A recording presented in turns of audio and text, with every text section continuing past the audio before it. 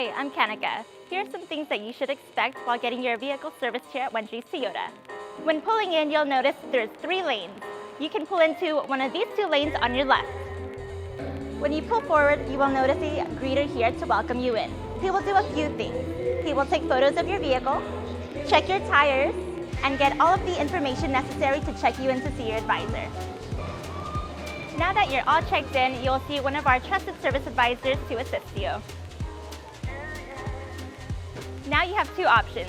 You can either wait here in our lounge with plenty of seating and TV, or you can head home and wait for our call there. While your vehicle is being repaired, we'll either send you a text, give you a call, or see you in person and talk about the recommendations found during your maintenance.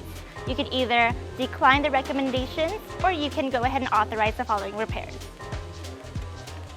Now that your service is all complete, we'll check you out at cashier's and deliver your vehicle in lane 3. Easy, right? Hope to see you soon at Wondries Toyota. Bye!